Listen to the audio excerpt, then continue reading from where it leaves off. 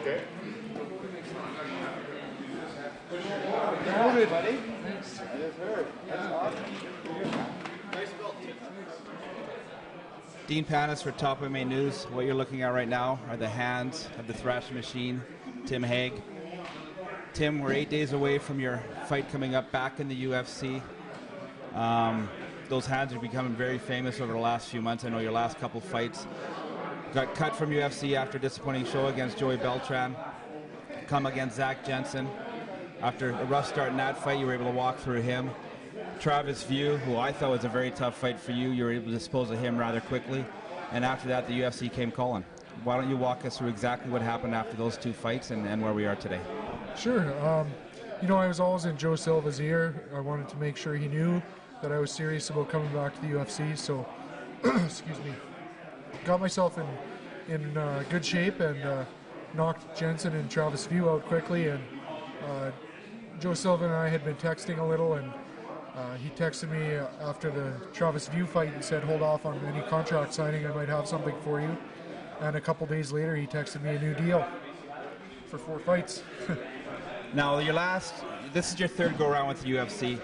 First time in, you definitely deserved the shot. You know, your record proved it at the time. Very good first fight against Pat Barry. Come back against Todd Duffy, and I've said this before, that's the most confident I've seen you, not counting the last couple of fights. You looked very confident going into the cage that night. Stuff happens, you got knocked out. Your next 2 fights didn't go very well as far as conditioning-wise went. Both those fights, you're in a position to stop the fight, in my opinion, and both times in the 3rd round, but you weren't able to. I think a lot of it had to do with conditioning. I look at you now, and I see a different mindset as far as when it comes to the conditioning side of things. I know before you wanted to be like 285 when you fought. Now I see a guy that's more comfortable being about 255. Yeah, that's correct. I plan on weighing in about 255 to 260, and my fight weight shouldn't be up much from there. And you know, after I got cut after the Beltran fight from the UFC, I came home and did some soul searching and really thought about what I'm doing this for. And basically, I'm doing it all for my son Brady and my wife Bree, and to provide a better life for them. So if I'm gonna make a real run at this, I better be in good shape. So here I am. I'm glad to hear that, because you hear a lot of guys talk about, you know, I'm doing this for everybody else. I think that's a lot of BS. Bottom line is you are fighting for yourself and fighting for your family to make a better life for you guys. Sure, you got a lot of people behind us, or behind you. You're not going down there to fight for us. We are there for you. And I hope you feel that way going into the fight. Fighting back in Edmonton gave you a lot. I could see it. I was there for both those fights. Zach Jensen had you in trouble early. I think you drew a lot from the crowd. Fighting back in front of your hometown the last couple of fights, have you found that confidence? Oh, definitely. And you know, I keep going back to it, but it all comes from being in shape and just having the will to win, and just thinking about my son before the fight, and even a little bit while I'm in the cage or the ring. And you know, it's all for Brady. So it just pushes me harder and never quit. And it's just the will to win. Now, I know the fight is just over a week away. You're sporting some, I don't want to call it jewelry, but you got a purple belt around your neck. Yeah. Kyle Cardinal presented you with that this evening. How does that make you feel? Oh, it's awesome. I feel very excited and happy, and I feel more confident already. So hopefully that shows in the fight, and you know, I hope I can prove myself at a purple belt level. Not only the purple belt that you received today, you also reached a personal best when it comes to training. Now, it sounds like a guy that's peaking at the right time. Not only physically wise, but mentally you seem prepared. I know you're bringing down some lady luck in your corner.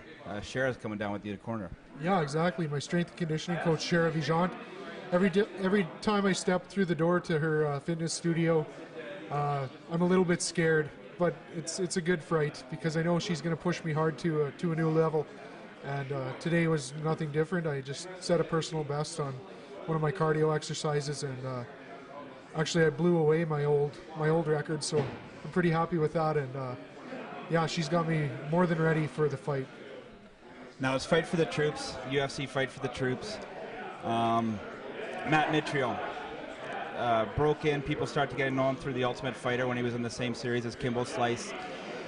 Coming out of that series, a lot of people didn't give him a lot of respect when it comes to the fight game as an ex-football player. What do you know about Matt Mitrione, and how are you viewing him? He's a really athletic guy, picks things up quickly, and he loves to scrap. He loves a war, so I'm expecting the fight of my life, and hopefully it's fight of the night. So, you know, fight of the night and knockout of the night would be nice to bring home for my family, but a win is even better. So I just hope I win. When I first heard the signing for the fight, I was very pleased for you because, first of all, they gave you notice, unlike the Joey Beltran fight, which you took at short notice. You kind of did them a favor. But they gave you almost a full 3 months to prepare for this fight. Now, when I saw it, I'm like, why would they give Tim Hague, who's coming off 3 losses, Matt Mitrione, who's coming off 3 straight wins? And I don't think that they are feeding you to Matt Mitrione. I almost look like they're giving you a hell of a shot here against him. Business-wise, I don't know how marketable Matt Mitrione is, to tell you the truth. They put him in there against Big Baby. They put him in against Kimbo Slice, some guys I thought that they wanted to build up personality-wise. I look at this as them almost giving you a chance. And I know you've been in their good books. I know your first interview with Joe Rogan, how much they loved you down there. They keep talking about you all the time. I'm actually thinking they're giving you the proper opponent. Well, we'll see. I've prepared more than enough, I feel, and you know, if Matt Mitrione takes me lightly at all, it's going to be a tough night for him. So, yeah, I'm ready to rock and roll, and hopefully show the UFC that they've got a marketable, talented, and exciting fighter in Tim Hague. Well, I've definitely seen an attitude change. No more Mr. Nice Guy. I know that come time to fight. I talked to you last year, and I said, what does the UFC want with a boring white guy from Canada? You seem to be kicking that to the curb. I know I've seen a lot more emotion out of you in the ring. In the last couple of fights been in the ring, and I expect the same thing in the cage. We mentioned it as Fight for the Troops. This is not only about the American troops, it's about the Canadian troops as well, and I know you're walking down there with somebody else behind you. Yeah, exactly. I've got a big supporter in woundedwarriors.ca. Everyone should check out that website. It supports soldiers who have fallen victim to injury, and I'm just so proud and so honored to wear their patch in my fight. And thank you very much to Wayne from Wounded Warriors and Jay McMillan. Well, Tim, I said it before. You're not there for us. We're there for you. On behalf of everybody at Top MMA News and across Canada, we'd like to wish you all the best. And we really look forward to seeing the best out of you and seeing you get a chance to do one hell of another interview.